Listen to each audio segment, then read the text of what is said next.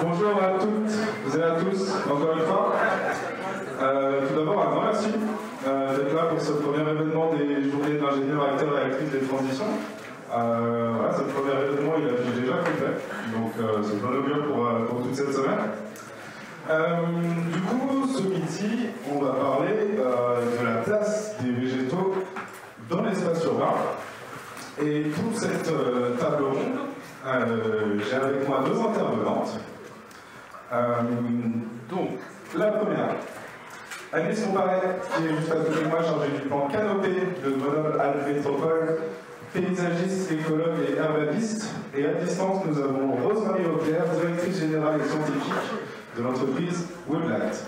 Il va y avoir une troisième personne, Thibaut Chapuis, qui doit parler de nous, mais il s'excuse, il est malade. Donc il ne pourra pas venir. Thibaut Chapuis, qui est président de l'association Cultivons le Toit et membre de l'association Les Amis du Paradis. Voilà. Donc nous aurons Alice ici présente et Rose-Marie à distance. Comment ça va se passer? On va laisser les deux intervenants se présenter, elles ainsi que leur activité, voilà, de 5 minutes par personne. Le but, comme je vous l'ai dit, c'est que cette table ronde soit le plus interactive possible. Donc, les questions qu'on va poser seront vos questions. C'est pour ça que dans le chat du Klaxoon, vous allez être libre de poser vos questions, vous allez être libre aussi de liker les questions de vos camarades si elles vous paraissent intéressantes. Et moi, je déroulerai les questions qu'on posera aux deux intervenants. Ok? Donc, essayez d'être actifs. Le but, c'est que ça corresponde le plus à ce qui vous intéresse, à ce que vous voulez savoir, à ce dont vous voulez parler. Donc voilà, c'est votre table ronde aussi, ainsi que les deux intervenantes. Et le but, c'est que ça soit quand même un débat ouvert et constructif. Voilà. Donc je vais laisser la Rose-Marie, si tu veux bien te présenter. Oui, merci. Bonjour à tous. Merci pour l'opportunité de venir aujourd'hui me présenter et présenter Woodlight. Donc désolé de ne pas avoir pu me déplacer, c'est un peu compliqué et finalement mon train aurait été annulé. Donc finalement c'est bien à distance, heureusement la technologie. Donc je vais essayer d'être assez brève. Du coup, Rose-Marie Auclair, j'ai cofondé la société Woodlight avec mon mari, qui est mon associé. Et je suis biologiste de formation. J'ai fait une thèse dans le leucémie et mon mari a fait aussi une thèse en biologie, en épigénétique, pour ceux qui connaissent un peu ce que c'est. On avait tous les deux travaillé sur des souris. Et à l'issue de nos thèses, on a fait un voyage, notamment aux États-Unis. On a été par exemple à New York et c'est ce voyage-là qui nous a donné l'idée de créer Woodlight. Parce que cette ville qui est à visiter, je dois dire, assez impressionnante, nous a fait nous rendre compte à quel point les grandes villes du monde polluent, surconsomment de l'énergie et manquent de verdure. Et c'est l'enjeu aujourd'hui de cette table ronde. Donc, par toutes ces problématiques-là, nous, en tant que biologistes, on a voulu répondre à tout ça, en réfléchissant à nos connaissances, à ce qu'on savait de la nature et comment on pouvait adresser toutes ces problématiques-là en même temps. Et c'est comme ça qu'on a pensé à la bioluminescence, qui est un des super pouvoirs de la nature de faire de la lumière naturellement, comme les lucioles par exemple. Et de l'autre côté, on a pensé au méthane, qui est lui-même un super pouvoir lui à lui tout seul, parce qu'il a plein de capacités fabuleuses, dont l'un qui est de fixer le CO2, qui est le principal gaz à effet de serre. Et donc on se dit, si on combine l'avantage des deux, et du coup on transfère cette capacité de bioluminescence dans les plantes, on obtient une lampe parfaite, une lampe qui ne consomme pas d'électricité, qui est 100% recyclable, et polluante puisqu'elle fixe le CO2 qui est le principal gaz à effet de serre, et qui n'a pas besoin d'apprendre. Donc on s'est dit, en fait, ça serait du coup une solution pour repenser la lumière dans les villes autrement. Ces lampes végétales deviendraient des balisages demain dans les parcs, au bord des pistes cyclables, dans les vitrines de magasins, etc. Voilà, très court. Merci beaucoup. Alice? Alors, ça. Bonjour, ça marche? Ah oui.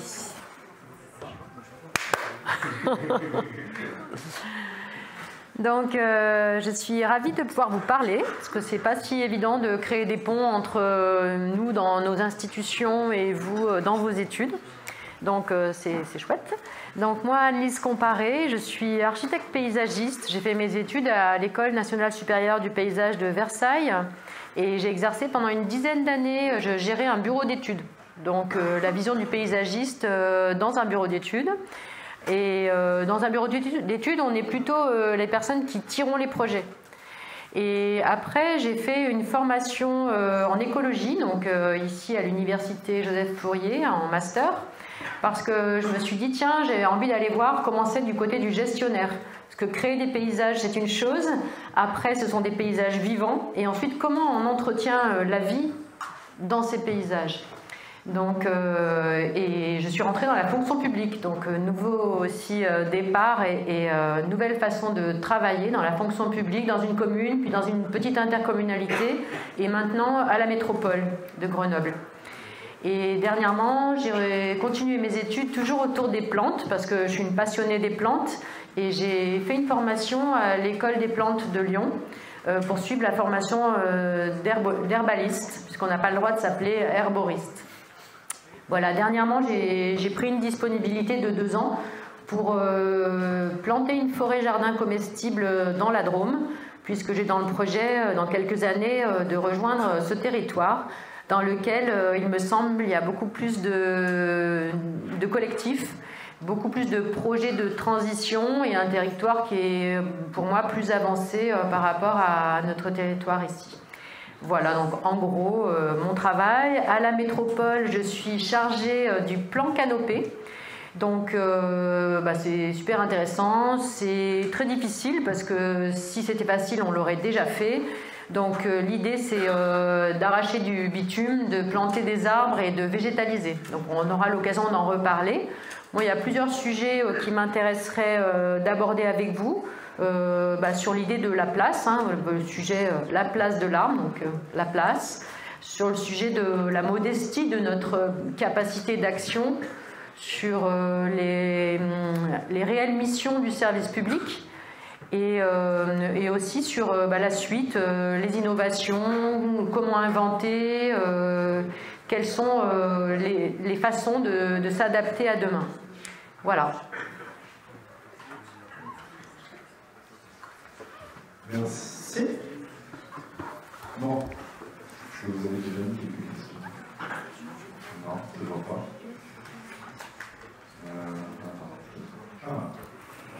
Il y a une demande, Maxime. Voilà. Planter une forêt soi-même, ce n'est pas quelque chose de dangereux en cas d'éboulement, d'érosion des sols. Elle vous fera un saut. Test.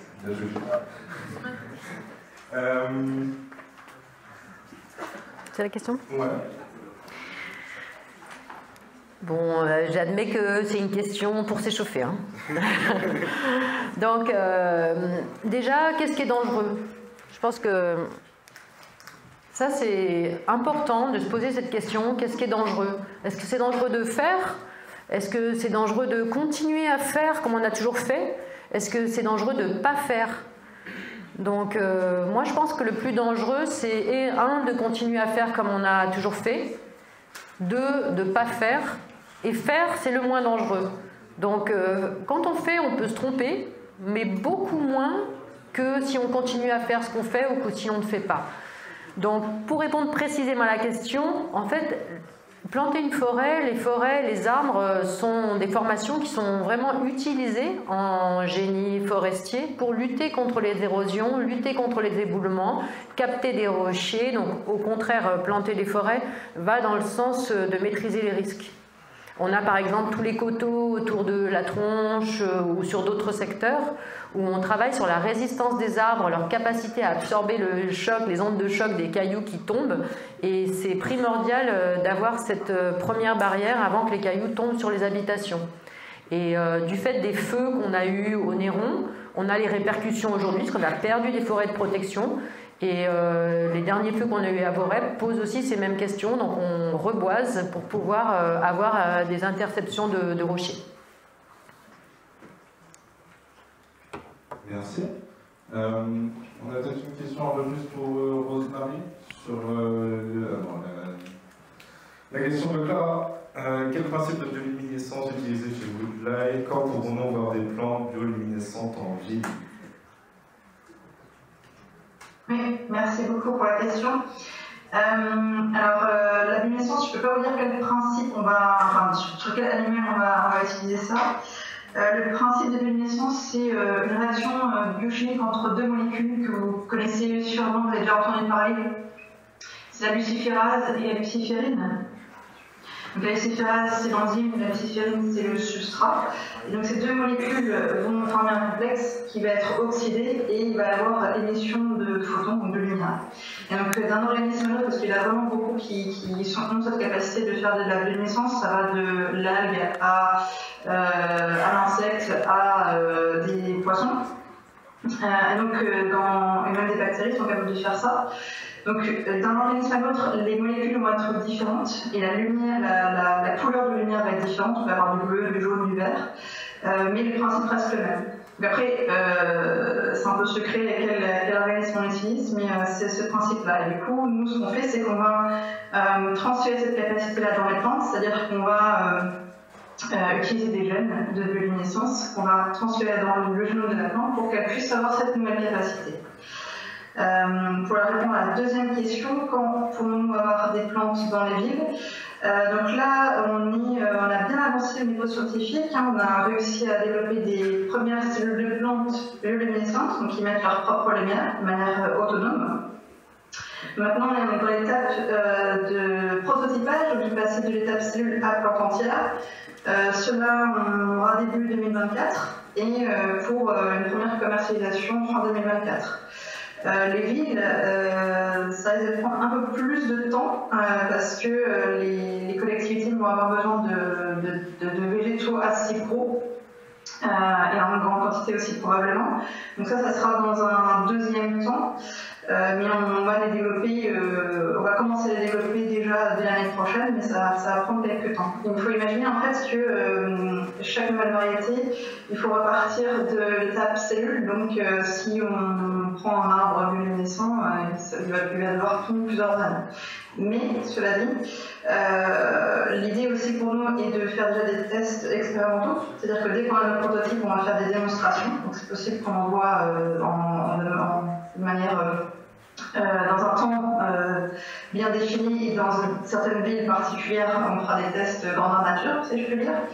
Ça, c'est une partie. Et l'autre aussi réponse, c'est de dire qu'on voudrait aussi... on a des applications aussi vers l'architecture et le design intérieur. Et donc pour cela, on a plusieurs grandes marques qui aimeraient avoir ces plantes dans les vitrines de magasins. Donc on pourrait aussi les voir dans les villes, mais pas forcément dans la rue tout de suite, mais dans des vitrines de magasins, des restaurants, des hôtels, etc. Merci. Alice, c'est une possibilité que vous envisagez aussi des plantes qui pourraient servir justement à la bioluminescence dans le cadre du plan canopé ou autre? Non. Ça peut, ça pourra. Moi, en fait, avant de parler de quelle plante on va utiliser, je reviens sur le sujet de départ qui est quelle place pour les arbres dans le milieu urbain. Eh bien, moi, je m'interroge sur ça, sur la place. En fait, ça fait 30 ans que je travaille pour essayer de trouver de la place pour mettre les arbres et non pas les délaissés de voirie, non pas les zones d'accompagnement, non pas à la marge sur les projets, mais de la place au cœur du projet. En fait, il y a des projets comme par exemple un aménagement d'un quartier entre une école, une maison des habitants, une maison de personnes âgées, une université, qui sont des projets qui ont un fort besoin de nature. La nature devrait être au cœur du projet, puisqu'en fait, c'est vraiment le besoin identifié en premier. Mais malgré tout, la nature est toujours reléguée donc au reste des projets d'aménagement. Donc elle est rarement efficace, la place de l'arbre, la place de la nature, parce qu'en fait, elle n'est pas au bon endroit. Donc déjà, cette question de la place de la nature dans l'urbain, c'est vraiment tout un changement de regard sur comment on va concevoir l'espace urbain. Pourquoi d'abord parler déplacement ? Pourquoi mettre d'abord les constructions, les bâtiments, l'économie, les routes, les parkings, les stationnements, avant de se poser la question de comment je vis, le séjour, les gens, les piétons, la convivialité, la survie, la santé. Donc en fait, c'est vraiment un changement à réaliser dans les projets pour trouver de la place pour l'arbre en ville. Après, qu'il soit luminescent ou autre, c'est vrai que pour moi, ce n'est pas la première question. Et après, on pourra parler ensemble, si vous voulez, de tout ce qui est des palettes végétales du futur, de l'adaptation au changement climatique, de tout ça. Mais tant qu'on n'a pas de place pour planter les arbres, et place en hors-sol et place en sous-sol, hein, parce que l'arbre, c'est un corps vivant qui a deux entités, celle qui est dehors et celle qui est dans le sol, qui est exactement la même. Si vous voyez un platane de 30 mètres de haut et de 50 mètres de large de canopée, c'est exactement la même chose dans le sol, en largeur, en profondeur. Donc vous imaginez la place qu'il faut pour pouvoir accueillir dans de bonnes conditions un arbre. Et donc vraiment cette question, elle est cruciale de la place qu'on va laisser aux végétaux et de notre capacité justement à produire de la canopée. Merci. Alors, je pense encore à une question. Il y a des questions qui sont revenues un peu sur les exemples d'application de canopée et de végétalisation par exemple, de la métro. Est-ce que tu as des exemples un peu précis illustrer un peu pourquoi? Donc en fait, quand on parle du plan canopée, au début on s'est dit on va planter beaucoup d'arbres, donc arbres d'accompagnement, arbres sur les places, sur les lieux de séjour, mais on se heurte à deux problèmes. C'est que d'abord le foncier public est très très étroit, on a très peu de foncier, que ce soit la métropole ou les communes, on a très peu de foncier, donc de terre qui nous appartient et qui nous permet de planter. En dessous il y a plein de réseaux. Donc il y a plein d'endroits qui ne sont pas propres à la plantation. Et ensuite, on le voit avec la canicule qu'on a eue cette année et celle précédente, je parle de 2003 par exemple, notre capacité à produire de la canopée est très faible. Parce que en fait, les arbres qu'on plante, leur survie, leur capacité à pousser, elle est très faible et elle est bien mise en péril avec les événements climatiques. Donc effectivement, on doit adapter nos palettes végétales, adapter nos modes de plantation, on pourra en parler plus tard, d'autres formes de plantation, mais on doit aussi, et en premier, protéger les arbres existants. Donc ça va être une de vos premières missions dans vos projets. Par exemple, à la métropole, ces 2 dernières années, on a planté 2500 arbres, mais on en a abattu 930.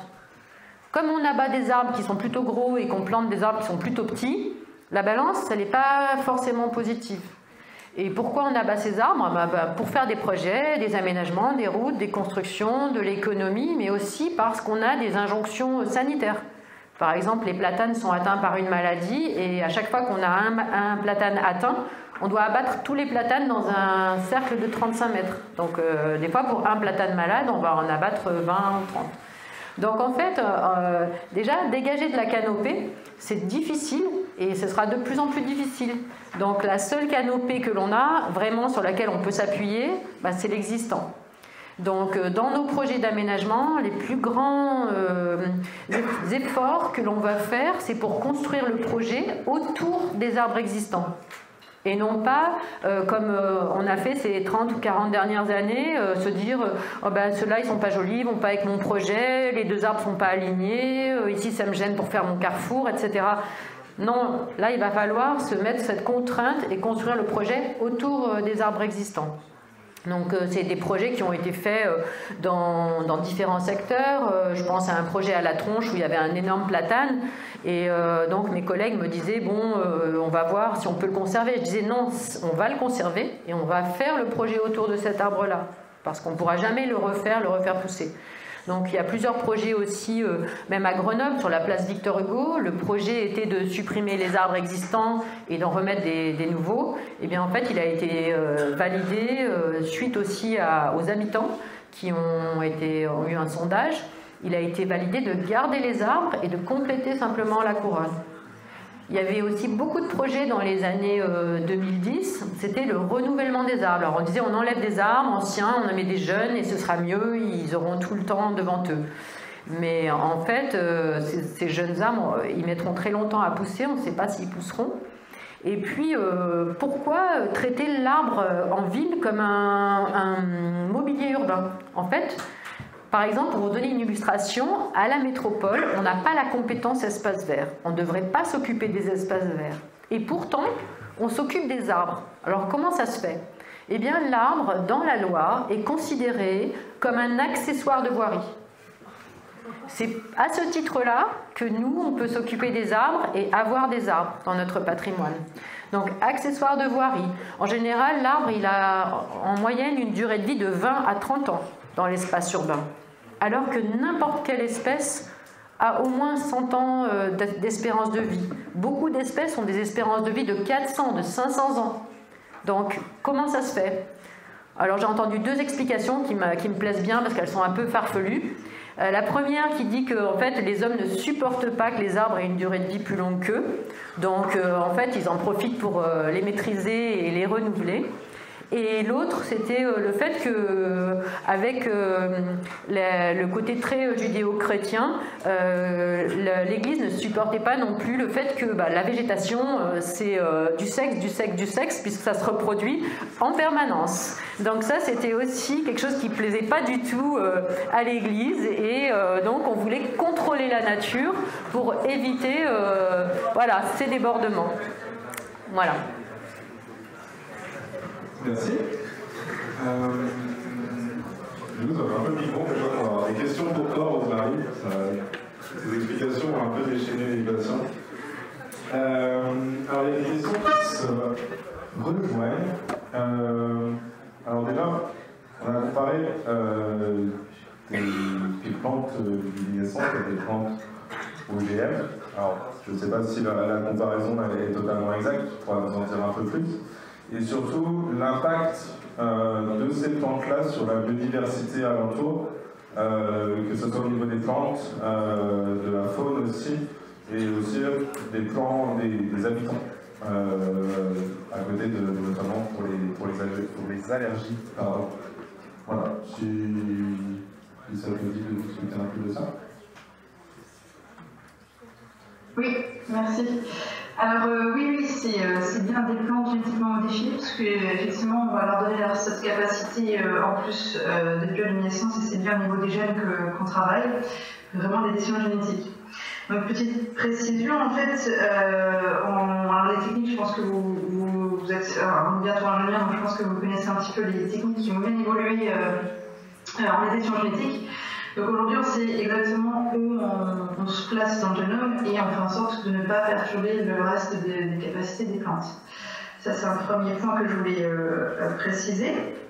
Ensuite, donc pour ce qui est de l'impact sur le reste, alors déjà on travaille sur de la bioluminescence verte, parce qu'il y a aussi souvent des questions aussi de ce type-là. Est-ce que la lumière va perturber les autres végétaux? Donc non, puisque c'est de la lumière verte qui n'est pas visible par les plantes. Nous, ce qu'on va faire, c'est qu'on va les rendre stériles pour qu'il n'y ait pas de diffusion dans l'environnement. Parce qu'effectivement, si on les laissait faire des pollens et des graines, elles pourraient effectivement se reproduire avec des sauvages dans la nature. C'est pas ce qu'on veut. On veut vraiment pas du tout de dissémination non contrôlée de nos plantes. Ensuite, par rapport aux végétaux, aux animaux, pour le coup, non, je ne pense pas qu'il y aura d'impact par rapport à cela.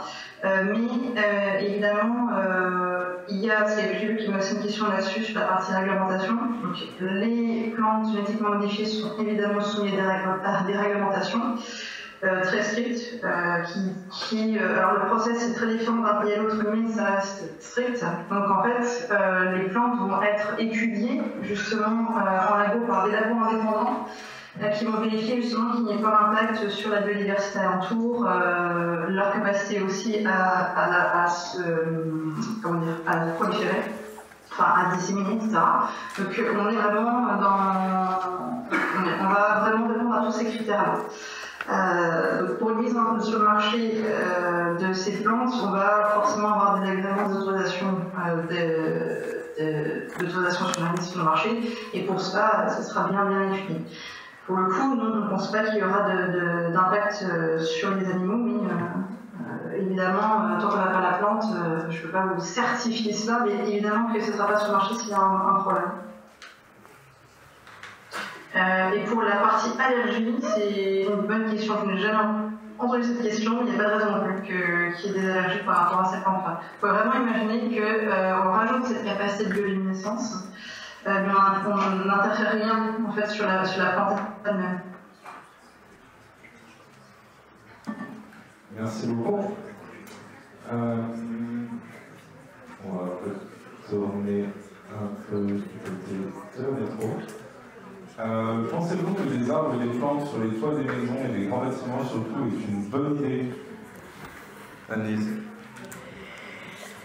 Bon, c'est toujours une bonne idée que les toits soient verts ou les façades soient verdies. Ça va servir au confort des gens qui habitent dans les bâtiments en question. Mais moi, je pense que assez basiquement, si on n'est pas capable de planter au sol, en terre pleine, là où sont censés être les végétaux, on sera encore moins capable de planter sur des toits, sur des façades avec des gestions acrobatiques et qui coûtent quand même assez cher, qui n'apportent pas la même capacité de biodiversité, qui n'apportent pas non plus des lieux pour les gens, pour les animaux, pour se ressourcer. Et donc, en fait, pour moi, la priorité est quand même vraiment de planter au sol et de retrouver cette végétation au sol. Et je vois par exemple les cours d'école. Moi, j'ai été de cette génération où j'ai vu bétonner toutes les cours d'école. Donc, j'ai eu l'impression que la dernière cour d'école venait de se bétonner quand on a commencé à se dire qu'il faudrait débétonner les cours d'école. Et on a commencé à désimperméabiliser les cours d'école et à retrouver du sable, à retrouver des végétaux, à retrouver des feuilles. Donc les mêmes problèmes que ceux qu'on avait avant et ceux pour lesquels on avait imperméabilisé. On a imperméabilisé parce que les gamins glissaient sur les feuilles, parce que le sable ça salissait les classes, parce que tout ça. Donc on va retrouver les mêmes problèmes et entre-temps on a fait tout le tour de l'imperméabilisation. Donc il va falloir trouver des raccourcis et il va falloir réfléchir autrement. Je voyais aussi, je suis allée voir l'exposition de Doisneau qui s'appelle Les vélos de Doisneau au couvent Sainte-Cécile.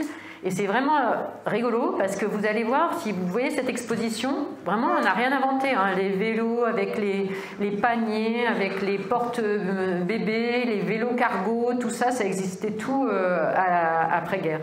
Donc d'abord allons piocher dans le passé toutes les choses bien. Et surtout, et c'est là que je trouve que c'est génial pour vous, futurs ingénieurs, c'est que je pense qu'on va réinvestir l'ingéniosité. On va avoir de nouveau besoin d'ingénieurs qui réfléchissent, qui imaginent et qui inventent. Alors que je trouve que ces 30 dernières années étaient plutôt moroses. On avait des ingénieurs qui appliquaient, qui déroulaient des choses. Et là, au contraire, il faut vraiment faire un pas de côté, parce que si on va tout droit, on va dans le mur, on le sait, donc il faut vraiment faire un pas de côté et faire fonctionner son imagination. Donc vous avez de la chance parce que vous êtes plus près de moi que moi de votre imaginaire, même si vous l'avez un petit peu perdu en chemin.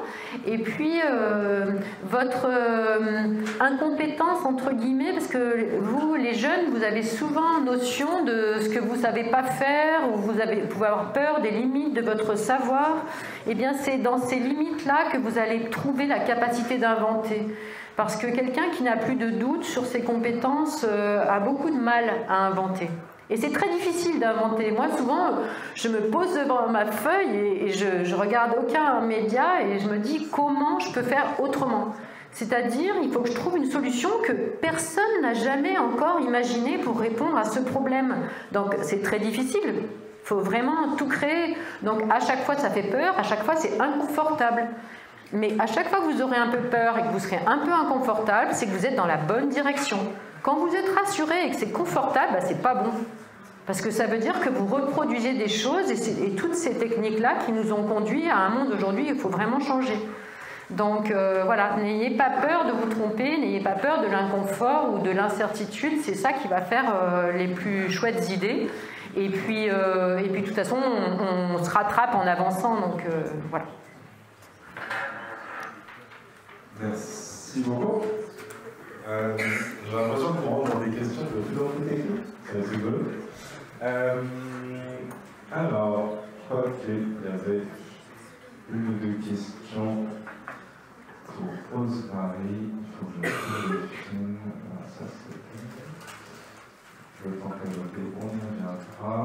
Quel impact pour la faune du fait d'un éclairage constant et non arrêtable en comparaison aux tentatives d'éteindre les villes la nuit? Et ce qu'il y en avait d'autres?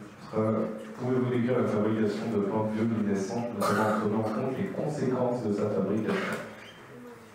Il y a peut-être moyen de faire réexpliquer les questions si jamais il y a des problèmes de compréhension. Alors, pour la première question, impact pour la faune. Alors, ce ne sera pas un éclairage déjà, ça c'est un point hyper important. On est vraiment sur une lumière diffuse et douce, donc on n'est vraiment pas sur de l'éclairage. L'idée c'est vraiment de baliser, de montrer le chemin, enfin, de dire que le chemin est là, sans l'éclairer. Donc on est vraiment sur ça et c'est pour ça qu'on pense que vraiment l'impact sera beaucoup moindre que ce qui existe aujourd'hui de l'éclairage. La problématique des villes qui est aussi sur la biodiversité, c'est qu'on est vraiment sur des puissances extrêmement fortes et derrière l'éclairage, on a des déréglementations très importantes en termes de l'humaine, de puissance dégagée qui sont obligatoires. Donc là, justement, on veut repenser la lumière autrement et dire non, on veut réduire cette lumière, réduire la pollution lumineuse et avoir beaucoup moins d'impact pour la faune. L'enjeu aussi, c'est que les villes, il faut aussi bien comprendre qu'on ne peut pas éteindre entièrement des quartiers. Les villes ont essayé de le faire. J'ai encore discuté il n'y a pas longtemps avec la ville de Lyon qui parle de tram noir, vraiment d'éteindre des quartiers entiers la nuit. Et ça, c'est pas encore bien accepté parce qu'on a besoin d'un minimum de lumière la nuit pour se sentir en sécurité. C'est ce qui ressort en tout cas des sondages des citadins. Donc la collectivité est toujours entre ces deux états, de se dire d'un côté je dois éclairer ma ville pour la sécurité, mais d'un autre côté je dois aussi éteindre ou en tout cas réduire ma lumière pour tous les enjeux qu'on connaît de pollution lumineuse, aussi maintenant de coût énergétique, ça reste un gros enjeu maintenant. Et puis de biodiversité aussi.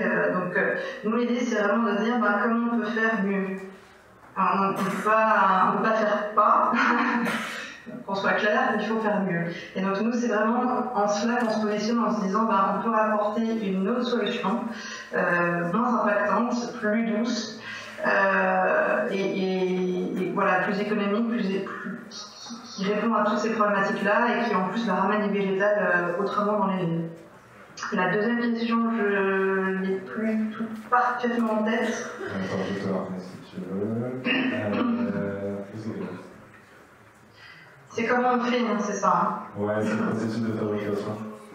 La fabrication du plan de luminescence, notamment en prenant en compte les conséquences. Alors les conséquences, ça je ne vois pas trop bien, je ne sais pas ce qui est derrière cette question. Pour la fabrication, alors, je ne sais pas jusqu'où je peux aller, mais globalement, ce qu'on fait, c'est qu'on va créer un vecteur, un outil moléculaire que vous connaissez bien, qui contient du coup l'ensemble des gènes de bioluminescence, et on va du coup, alors il y a plusieurs façons de transformer des plantes. Soit on utilise Agrobactérie, que vous connaissez peut-être, qui est une bactérie qui va pouvoir transmettre ces gènes dans la cellule de la plante. Mais ça, on ne voulait pas travailler avec des bactéries, parce qu'on n'arrive jamais on n'est pas sûr de pouvoir l'enlever entièrement une fois qu'on a transformé les plantes. Donc ça, on ne voulait pas du tout travailler avec ça. L'autre possibilité, c'est de faire au niveau physique. Donc ce qu'on fait, c'est qu'on va enrober notre ADN, enfin on va enrober des bideurs de l'ADN qu'on a développé. Et on va propulser ces bideurs physiquement, donc avec un canon qui va propulser en fait les billes sous pression. Et donc cette force mécanique va permettre à l'ADN de rentrer dans les cellules. Donc je sais pas si c'était ça la question, mais en tout cas c'est... Enfin, voilà, sinon je demande précision de la question sinon. Et ensuite ce qu'on fait, c'est qu'on fait de la régénération. Parce que les plantes... vous le savez, on peut refaire des plantes à partir de morceaux de feuilles, c'est exactement ce qu'on fait. On va, une feuille qu'on a pu transformer, on va la mettre en culture pour qu'elle puisse refaire des petites plantules et les faire croître ensuite. Voilà. Du coup, je ne sais pas si j'ai répondu à la question, mais... Je sais pas, Fabien. Est-ce que Fabien veut bien? Non. Ouais. Est-ce que ça répond à ta question? Est-ce que tu veux préciser? Sur l'aspect technique, je pense pas avoir les compétences pour comprendre. Ouais. Ouais. Au niveau de quelles étaient les conséquences de cette fabrication, est-ce que c'est quelque chose qui a demandé beaucoup d'énergie, beaucoup de ressources? Plus par ce biais-là. Est-ce que tu as entendu, Rosa? Non, ça va. Ouais. Hein? Vous avez entendu la précision de la question ou pas? En partie. Je pense que c'est si ça demande de l'énergie, c'est ça? Ouais, des ressources. Ok. Ok. Alors, elle va demander forcément des ressources parce qu'elle va devoir, comment dire, exprimer des gènes en plus. Mais en fait, il y a déjà des Américains qui ont essayé de faire la même chose et qui n'ont pas vu la différence dans le temps de croissance. Donc, ça va évidemment, forcément, au niveau moléculaire, demander un peu plus de ressources, mais en fait, c'est que quelques gènes. Donc, ça ne demande pas d'énergie vraiment spécifique par rapport à ça.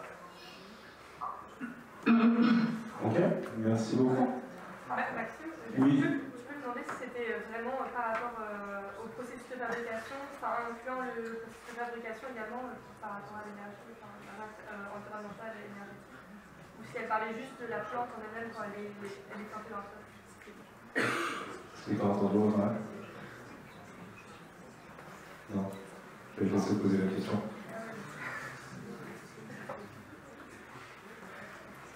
Je voulais savoir si ça incluait également le processus de fabrication ou uniquement la réponse était basée sur la plante une fois qu'elle est dans le sol.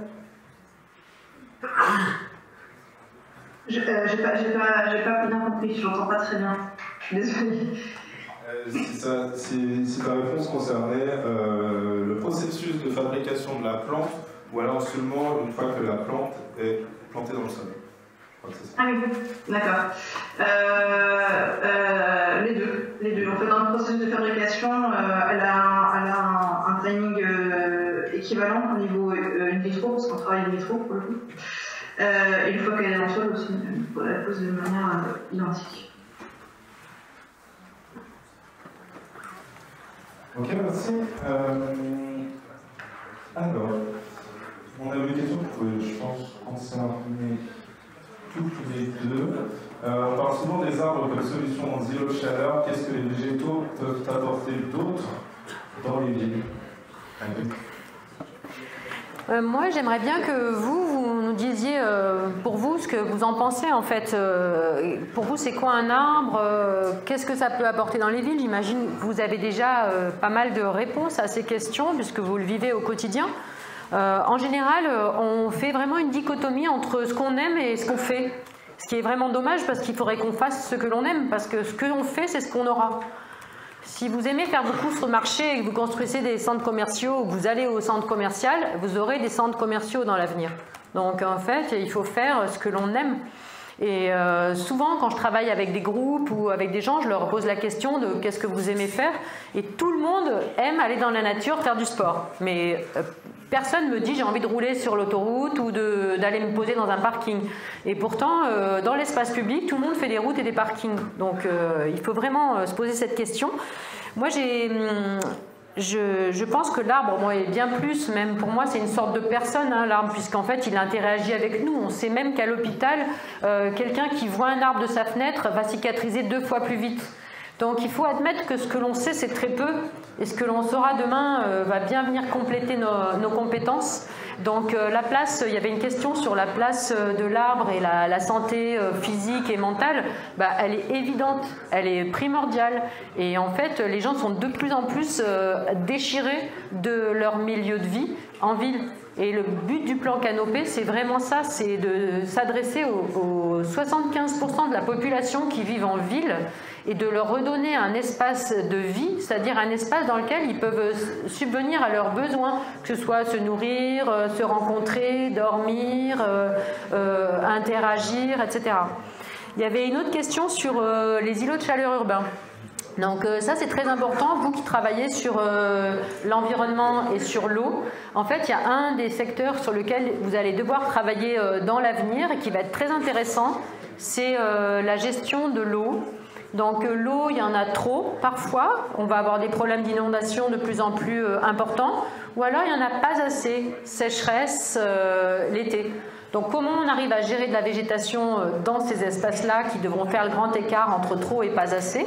Mais c'est le seul endroit où on commence à voir de la place arriver dans l'espace urbain et de la place pour la gestion de l'eau et qui peut servir pour la végétalisation. Donc ça c'est très important. L'îlot de chaleur urbain, il est principalement lié à la forme urbaine. Donc c'est principalement ceux qui vont concevoir la forme urbaine qui vont favoriser ou défavoriser l'îlot de chaleur urbain. Avec la végétation, avec les arbres, avec la désimperméabilisation, on ne lutte pas contre le changement climatique. On s'adapte au changement climatique. C'est vraiment epsilon la captation carbone par les arbres en ville, etc. Donc on est vraiment dans l'adaptation au changement climatique. Et l'îlot de chaleur urbain, il va être le meilleur combat par rapport à ça, en ce qui nous concerne, ça va être la désimperméabilisation. Stocker l'eau dans le sol, permettre sa rediffusion lente et donc avoir un effet fraîcheur qui va durer plusieurs mois. Après la végétation, parfois, la canopée peut même être contre-productive dans un îlot de chaleur urbain parce qu'elle va, elle aussi, elle va empêcher le soir qu'il y ait un brassage de l'air et elle va garder la chaleur au sol. Donc voilà, parfois c'est plus intéressant dans les centres-villes anciens où il fait très chaud de désimperméabiliser plutôt que de végétaliser avec un couvert haut. Et en plus souvent on est très contraint parce qu'il y a des réseaux, les rues sont très étroites, il y a le patrimoine des bâtiments de France, l'architecte des bâtiments de France ne veut pas qu'on masque le patrimoine. Donc sur ces secteurs-là on va beaucoup travailler sur la désimperméabilisation et sur le fait de retrouver le cycle de l'eau et retrouver la richesse liée au cycle de l'eau. Voilà, et en fait, effectivement, on va travailler sur les continuités aussi écologiques qui vont nous permettre d'avoir le chemin de l'eau, le chemin du végétal, le chemin des animaux, et sur l'adaptation des territoires pour pouvoir continuer à avoir des villes vivables. On sait que dans 30 ans, on aura peut-être 85% de la population dans les villes, et à ce moment-là, les villes sont invivables. On va toucher les 50 degrés, etc. Donc il faut vraiment qu'on récupère de l'espace pour la plantation. Voilà. Merci. Faut se parler. Je sais pas si tu as quelque chose à rajouter sur cette question.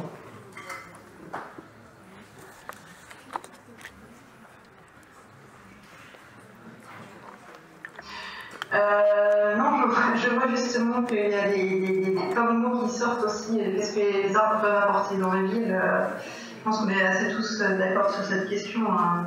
C'est essentiel effectivement de remettre le végétal dans les villes. Après, comment bien le faire? C'est clair que je pense qu'il y a plein de choses à prendre en considération. C'est là où toute la difficulté.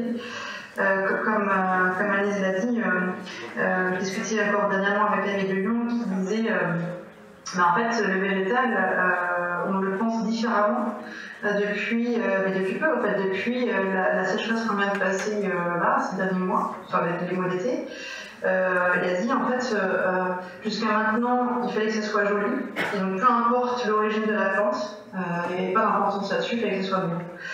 Maintenant, en fait, on revoit la copie et on est en train de se dire, ben, en fait, il faut que cette plante soit résistante à la sécheresse, si l'endémique c'est mieux,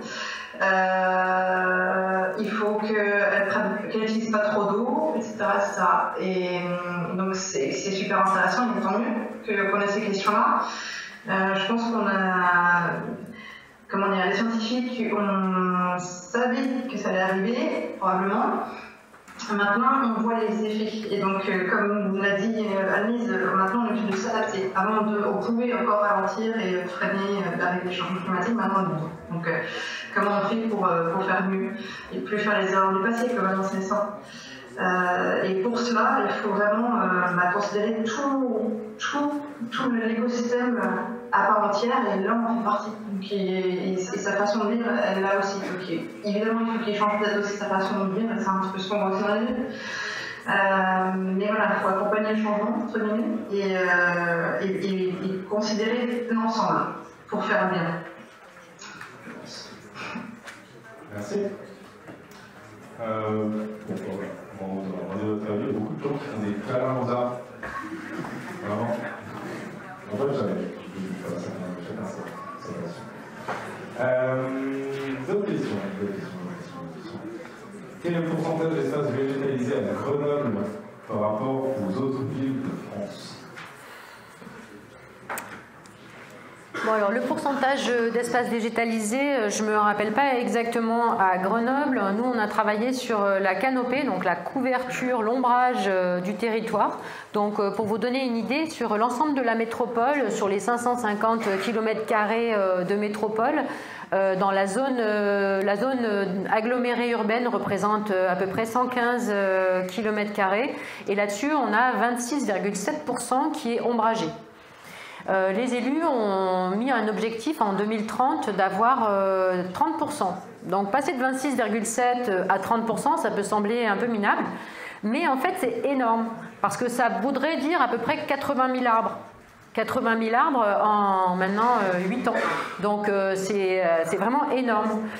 D'autre part, je ne me rappelle plus la question d'ailleurs, mais d'autre part, la ville de Grenoble, elle est plutôt aux alentours, elle est entre 15 et 20% selon les calculs qui ont été faits. Donc elle est en train de faire monter sa canopée, mais ça reste une canopée relativement importante pour une ville dense agglomérée, une ville ancienne. Comme je vous disais, les villes anciennes sont peu plantées. La végétation était conservée hors des murs de la cité. Voilà. Après, on parlait des végétaux, donc c'est important de voir qu'aujourd'hui, on va planter beaucoup moins gros, parce que les arbres qu'on plante aujourd'hui sont des arbres souvent qui ont déjà une dizaine d'années, voire 15 ans. Et pourtant, ils n'ont pas l'air énormes sur le terrain, mais ils font déjà 3 mètres de haut. Et on se rend compte que ces arbres-là sont beaucoup moins résistants que des petits plants. D'ailleurs, en foresterie, à l'ONF ou ailleurs, ils plantent vraiment du plan forestier, donc des petits plants d'1 mètre de haut. Donc, dans les villes, on va se mettre à planter différemment. On va planter peut-être plus petit, on va planter plus diversifié, on va planter plusieurs strates, un peu comme dans les forêts-jardins, pour pouvoir retrouver cette connexion intervégétale et cette entraide intervégétale, retrouver aussi la protection de la chaleur au sol, parce que nos plantations traditionnelles, les arbres, ils sont cramés au pied.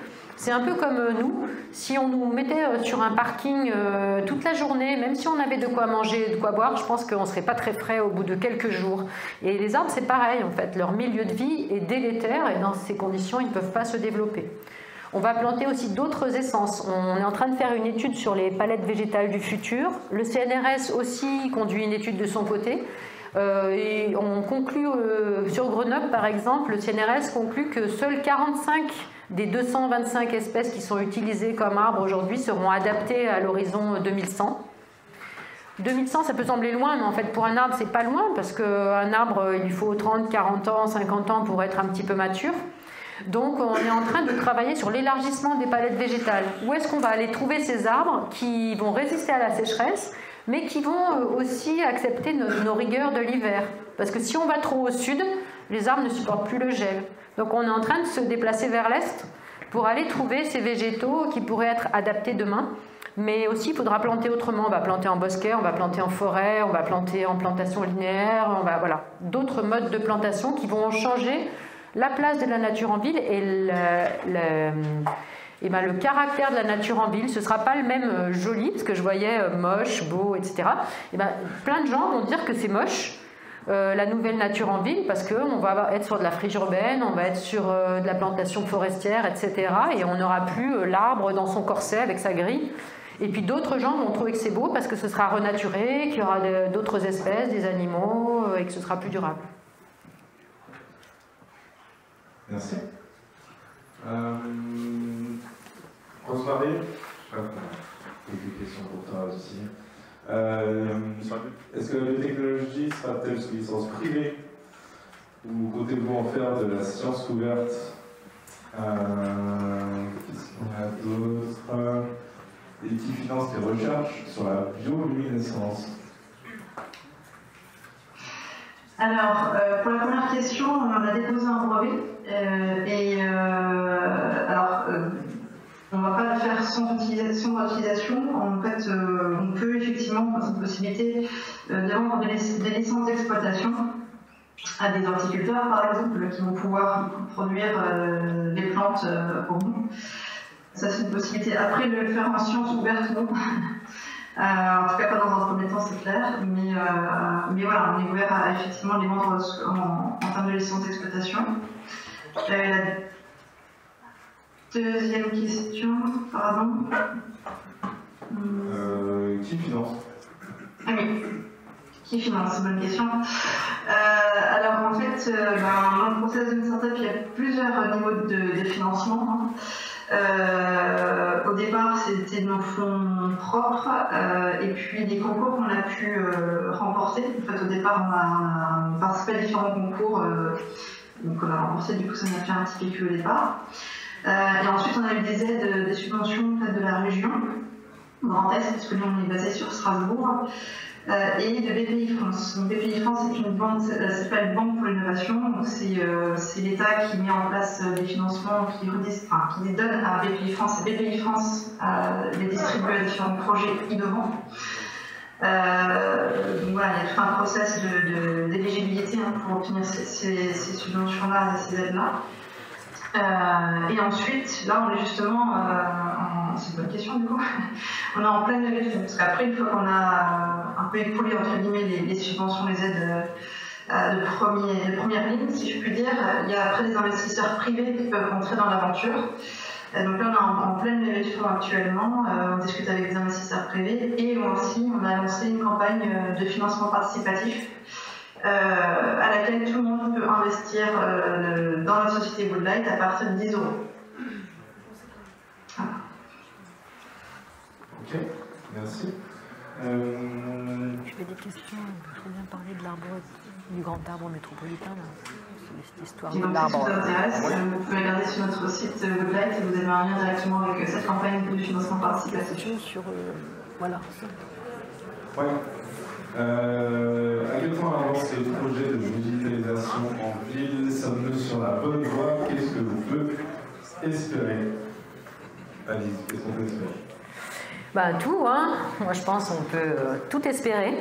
Donc justement, en fait, quand on parlait d'inventer, moi on m'a confié le fait de trouver des indicateurs pour suivre le plan Canopé, pour justement dire est-ce qu'on est sur la bonne voie, est-ce que le plan Canopé avance bien, etc. Et en fait, j'ai des indicateurs très techniques, un nombre d'arbres, mètres carrés de végétalisation, etc. Mais il y a aussi des indicateurs qui sont plus philosophiques, parce que choisir des indicateurs, c'est choisir le monde que l'on aura demain. C'est qu'est-ce que je regarde, où est-ce que je mets la lumière. Et donc, quand on regarde dans une direction, on ne regarde pas dans l'autre, donc il ne faut pas se tromper. Et du coup, l'idée, c'était de dire, l'arbre, c'est un sujet qui est vivant, qui est beau, qui est évolutif, qui change. Et donc, on a décidé de faire une grande fresque qui s'appellera le Grand Arbre Métropolitain, donc qui sera réalisé par Space Junk dans le cadre du festival du Street Art. Et cet arbre qui sera élaboré collectivement par les écoles qui feront un coloriage géant sera verdi chaque année des bonnes actions Canopé qui ont été réalisées sur les 2-3 dernières années. Et ensuite, chaque année, on mettra les feuilles des nouvelles actions qui sont réalisées. L'idée, c'est de dire, est-ce qu'on fait ce qu'on dit et que ça se voit? En fait, qu'il y a une espèce de jugement populaire sur le fait de voir ce que les élus font. Parce que justement, cette question de dire est-ce qu'on va dans le bon sens, est-ce qu'on fait des choses, en fait, on n'en sait rien. Souvent, on sait que les trucs qui vont pas bien. Et donc là, on va récupérer toutes les bonnes actions Canopé qui ont été faites par les différentes communes ces 2-3 dernières années. On va les afficher sur ce grand arbre et elles seront accessibles à tous, ce qui permettra à tous les porteurs de projets, privés, publics, de s'en inspirer, de pouvoir s'aider des gens qui ont déjà fait ces projets et de pouvoir faciliter l'action. Voilà. Et chaque année, on verra verdir cet arbre et à charge de nos élus, justement, de faire ce qu'ils disent et d'avancer dans ce sens-là. Il y avait aussi une autre question sur quoi faire par rapport aux privés qui coupent leurs arbres. Donc un autre projet qu'on a, c'est vraiment ce qu'on appelle les communs aujourd'hui, qui est quand même très discuté. C'était de dire la canopée, l'ombrage, l'adaptation au changement climatique, il appartient à tous. Et donc de faire un arboretum géant sur les 49 communes de la métropole. On va inventorier tous les arbres qui sont d'intérêt métropolitain et on va les protéger, qu'ils soient privés ou publics. Voilà, l'idée qu'il y a un enjeu supérieur à la propriété privée et de valoriser ça. Il faudra qu'un jour les gens soient contents d'avoir un arbre protégé chez eux et non pas se dire tiens, je ne vais pas pouvoir vendre ma maison pour faire un immeuble. Non, mais à ce moment-là, de valoriser ce bien commun. Voilà. Et puis, il y avait aussi une question sur le fait de est-ce que la ville dense, la densification des villes va à l'inverse du développement des plans canopés. Eh bien, on pourrait penser que oui, d'une certaine façon oui, parce qu'il y a beaucoup de construction, mais on va sur de moins en moins de stationnement, puisqu'on a des transports en commun, donc on arrive à faire maintenant de l'habitat avec 0 place de stationnement. Et d'autre part, on élimine petit à petit toute la circulation de transit dans les zones denses agglomérées. Ce qui fait que le transit des gens qui habitent en extérieur de la ville est reporté aux confins des villes ou des villages, et ce qui permet de libérer de la place au centre des villes. Bien sûr, le fait de pouvoir planter dans les villes et de végétaliser ira avec le fait de monter en hauteur au niveau de la construction et peut-être un jour de réglementer le nombre de mètres carrés par personne. Voilà, on a vu aussi que la place d'un stationnement représente plus de 10 mètres carrés, c'est à peu près une chambre d'enfant. La place de stationnement gratuite, ce serait avoir une chambre d'enfant gratuite. Ça n'existe pas, ça, sur la métropole. Donc, pourquoi on viendrait occuper de l'espace public qui a une haute valeur ajoutée, parce qu'en général, il est au cœur de la cité, pour stocker de la ferraille privée. Donc, ça, c'est vraiment des questions. On veut revenir sur les fondamentaux des missions du service public qui ne sont pas de gérer la voiture privée. Donc dans vos projets, ne prenez pas comme un acquis, comme un fait, que nous devons gérer la voiture. Pourquoi on a fait de la voiture notre première mission dans l'espace public? C'est loin d'être notre première mission.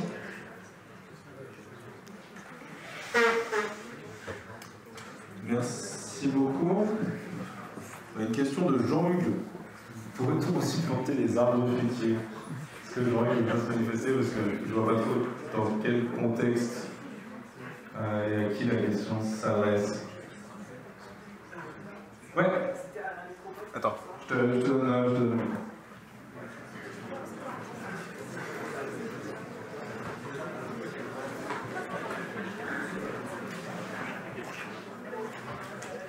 Je me demandais est-ce que c'était possible entre autres, de planter principalement des platanes, planter aussi des arbres fruitiers pour que les citoyens puissent en profiter et potentiellement créer des liens sociaux aussi au sein de nos quartiers. Bon, alors je radote un peu, mais ne pensez pas que parce que c'est pas fait, c'est pas possible. Vraiment, ce qui n'est pas fait aujourd'hui, j'ai justement ce qu'il faut faire. Donc, si vous ne voyez pas d'arbres fruitiers, c'est qu'il faut en planter, parce que ce n'est pas logique qu'on plante autant d'arbres qui ne produisent pas de fruits. Donc, par contre, il va falloir changer notre façon de planter pour pouvoir planter des arbres. Donc, planter beaucoup d'arbres fruitiers. Si on met un cerisier au milieu d'un quartier, c'est vrai qu'il va être dégommé en moins de temps, parce qu'il y aura tellement de gamins dessus qu'il ne va pas résister. Donc en planter beaucoup, planter du fruitier aussi, du fruitier sauvage, pas forcément du fruitier de grosse production, mais par exemple du pommier de plein vent, de grande hauteur, pommiers francs qu'on appelle, qui sont utilisés en général en porte-greffe. Et aussi avoir des forêts jardins comestibles, c'est-à-dire que dans des bosquets forestiers, ramener du fruitier, ramener du comestible. C'est tout à fait possible. Encore une fois, pensez bien, ce qui n'est pas fait, c'est ce qu'il faut faire. Donc, c'est pas que c'est impossible, c'est juste qu'on a fait le plus facile. Maintenant, désolé, mais il reste à faire des choses un peu difficiles. Donc, il faut beaucoup d'imagination. Merci. Rosemary, quel est l'intérêt des lampes bioluminescentes si elles ne produisent pas assez de lumière pour remplacer l'éclairage public? Donc il faudrait peut-être de préciser l'impact de tes futures plantes. Alors, l'intérêt justement, c'est de proposer une autre source de lumière qui a d'autres avantages.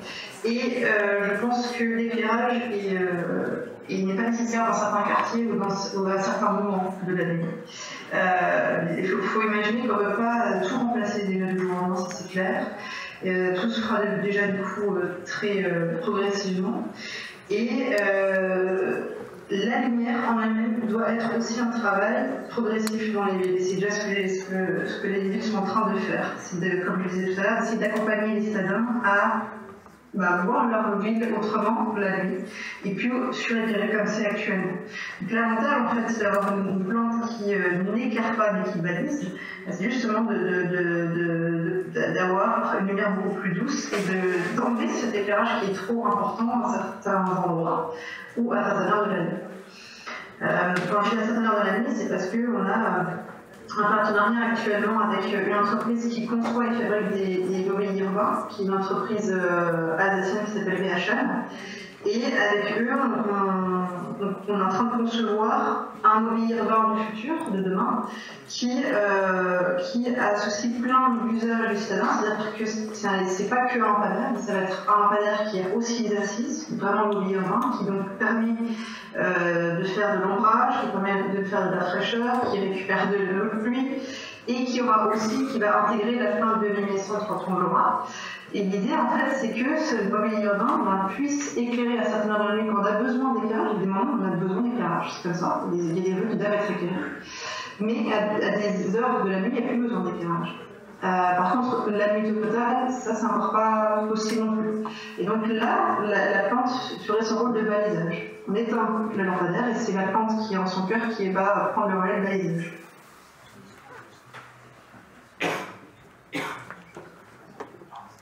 Merci. Lise, est-ce que vous faites des chantiers participatifs auxquels la population peut participer et ainsi l'utiliser comme moyen de sensibilisation? Globalement, si là on a des jeunes qui veulent participer à ce genre de projet, comment est-ce qu'ils peuvent faire en haut ou au-delà de leur métier, si jamais ils ont dans leur vie privée envie de s'investir dans ce genre de projet, comment ils peuvent faire? Donc là, justement, vous deviez avoir Cultivons nos toits et ça aurait été très intéressant pour répondre à cette question. Oui, avec différentes communes, on participe à des chantiers participatifs, donc qui ne sont pas forcément des gros chantiers, mais il y a plusieurs dispositifs. Par exemple, la ville de Grenoble a mis en place un dispositif qui s'appelle Végétalise ta ville. Donc je ne sais pas si vous êtes au courant. N'importe quel particulier ou entreprise ou commerce peut appeler la ville de Grenoble et demander à ce qu'une partie du trottoir soit dégoudronnée et plantée, et même des structures pour faire grimper la végétation le long des murs. Donc après, la gestion, l'entretien est fait par les particuliers, mais les travaux sont faits par la métropole. Donc n'importe qui peut le demander. Après, il y a l'association Cultivons nos toits, justement, qui va travailler sur du verdissement des toits, qui travaille aussi sur des projets d'agriculture urbaine, parce qu'il y avait une question sur l'agriculture urbaine. Et j'en profite pour rebondir sur cette question agriculture urbaine. En fait, nous, on travaille avec ce qu'on appelle de l'urbanisme tactique. C'est-à-dire que dans des gros projets, il y a un gros projet qui s'appelle Grande Alpe, qui est aux confins de la ville de Grenoble, qui est sur Villeneuve et Grenoble, vers Carrefour. C'est un projet de 340 hectares dans lequel il va y avoir énormément, dans les 15 ans à venir, de construction, démolition, aménagement, réhabilitation, etc. Donc dans ces projets-là, on s'inscrit et on mène des projets sur 2 ans, 4 ans, 6 ans, 10 ans pour occuper les terrains qui ne sont pas encore investis. Donc dans ces projets-là, par exemple sur des terrains où on a une visibilité de 10 ans, on va commencer à faire de l'agriculture urbaine. Il y a même des projets qui sont déjà lancés. On va faire des mini-pépinières, on va faire différents projets qui vont ramener du vert ponctuellement. On va faire aussi du pré-verdissement et du maraîchage, voilà, sur ces zones-là. Et encore, donc chaque ville dans la métropole a son projet. Et donc il y a les dons d'arbres, il y a de la végétation qui est faite chez les gens, il y a les végétations des trottoirs, il y a tous les budgets participatifs aussi qui sont faits à la ville de Grenoble et qui vont bientôt se lancer sur la métropole. Donc on a énormément de budgets participatifs sur le foncier métropolitain qui vont vers planter, désimperméabiliser, végétaliser. Merci. Alors j'en profite pour rebondir sur Cultivons notre voix, du coup, qui n'a pas pu être là aujourd'hui.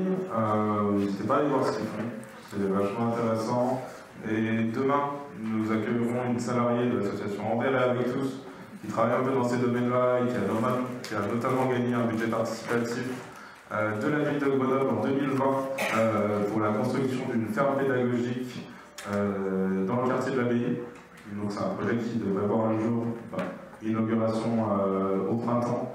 Donc voilà, c'est typiquement des genres d'associations, de petites structures sur lesquelles vous pouvez proposer vos services dans le cadre de chantiers participatifs ou de bénévolat. Voilà comment on peut agir de manière concrète pour développer, on va dire, que ce soit l'espace arboré ou de maraîchage au sein de la ville.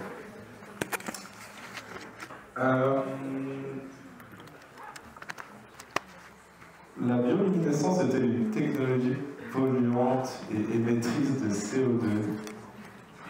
Je n'ai pas des questions faciles, je suis désolé. Alors non, c'est pas une technologie polluante. Faut se dire en fait que c'est recyclé en fait.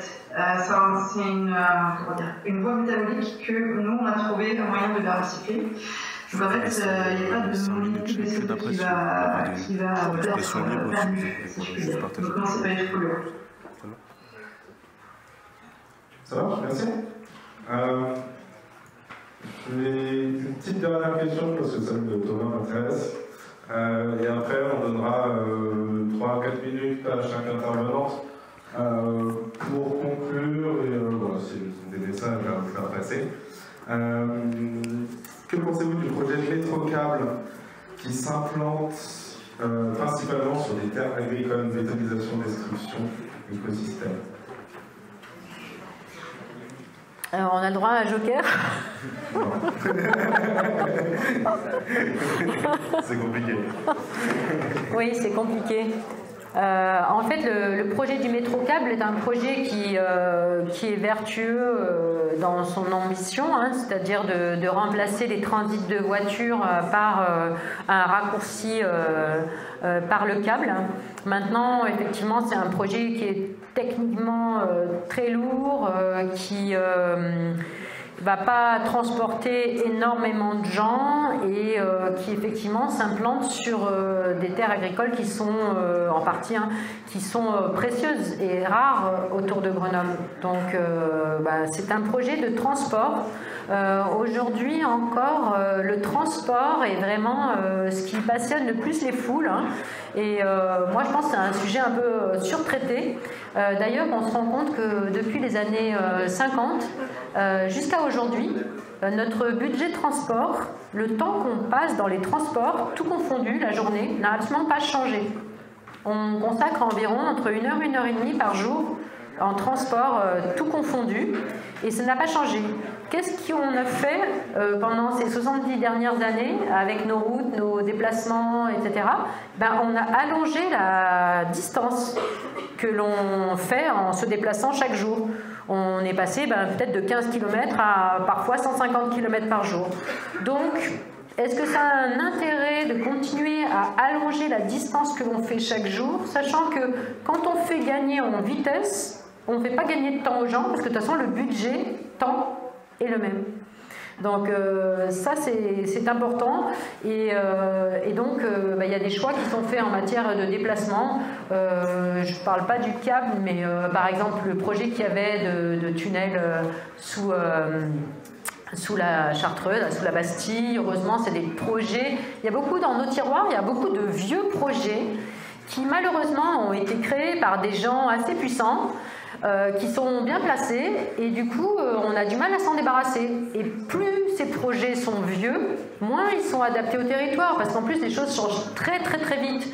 Donc tous les projets qui ont plus de 2, 3 ans, 4 ans, 5 ans, il faudrait qu'ils passent à la benne si on voudrait vraiment être adapté à la mobilité et de nos changements climatiques, de nos besoins. Donc ça, c'est la question du câble, elle reste entière et on verra comment il s'adaptera au futur. Merci, c'est pas ça. Rosemary, je peux te laisser 2, 3, 4 minutes si tu veux conclure sur cette table ronde, ton activité et ce que tu as envie de dire à ces 150 étudiantes et étudiants qui sont venus. Merci. Conclure. Il y a un vaste projet devant nous, c'est clair devant nous, parce qu'on s'inclut, moi je suis largement dedans. On peut être tous acteurs du changement de demain, c'est clair. Après, évidemment, votre ingénieur, vous êtes plus dans la technique et vous avez plus encore d'armes dans vos mains pour changer le demain. Mais justement, moi, je voudrais finir sur un mot d'espoir quand même. On est assez conscients tous quand même, je trouve de manière générale, on prend quand même conscience de ces problèmes-là et on se les saisit. Et ça c'est hyper important parce que effectivement le changement ça prend du temps. On peut pas demander aux gens mais de manière générale de changer leurs habitudes du jour au lendemain, ça marche juste pas comme ça. Par contre, voilà, on a bien pris conscience des problèmes et il y a plein d'actions partout qui émergent. On a bien compris que le végétal, c'est un vrai enjeu dans les villes, c'est un vrai manque. Et il y a plein de plans de végétalisation dans différentes villes qui naissent, avec des ambitions importantes, comme l'a dit aussi Anise, même je parle pour Strasbourg aussi, où ils veulent, parce que je viens de Strasbourg, ils veulent planter 1000 arbres par an jusqu'à 2030. Donc il y a plein de choses comme ça, à Paris aussi, il y a plein de plans de revégétalisation, que ce soit donc sur des murs, végétalisés, sur des toitures, comment en fait trouver la place pour le végétal, là où en fait il y a beaucoup d'espaces morts, entre guillemets, qui sont inutiles. Actuellement, les toitures, c'est par exemple un bon exemple où c'est juste l'espace inutile, entre guillemets, et qui pourrait demain être utile. Aussi, parce qu'il y avait une question, il y en a un peu, je ne l'ai pas entendu du coup, mais je l'ai lu, c'était sur comment seraient les villes de demain. Est-ce qu'il ne faudrait pas aussi se focaliser sur les villes qui vont se construire plutôt que les villes qui sont déjà construites? Mais il y a déjà des gens qui pensent comme ça aussi. Il y a des architectes qui repensent le végétal à l'intérieur des constructions qu'ils fabriquent. Par exemple, il y a les 2 tours verticales à Milan où Boeri, du coup, c'est l'architecte en question, a placé le végétal à l'intérieur. C'est-à-dire que toutes les terrasses ont des mini-forêts. Donc il a vraiment intégré le végétal dans sa construction d'immeuble. En fait, pourquoi pas, même si on est plus nombreux, et c'est le cas, on sera plus nombreux dans les villes. Il faut juste en avoir conscience et c'est comme ça. Comment on peut faire pour que l'homme retrouve ce lien avec la nature qui est complètement rompu actuellement. Et je pense que c'est en soutenant tous ces projets qui vont dans le même sens qu'on va pouvoir y arriver. Il n'y a pas une solution, il y en a plusieurs. Et c'est la multiplicité des solutions qui va faire qu'on va y arriver. Je pense qu'il ne faut pas se dire c'est que ça, c'est que vers là qu'il faut aller. Il faut penser à plein de choses et surtout penser global et intégrer tout l'écosystème dans sa réflexion. Et l'humain est central parce que c'est quand même lui qui vit dans la ville et il faut qu'il ait sa place, mais la nature évidemment aussi. Donc comment faire pour que les deux cohabitent?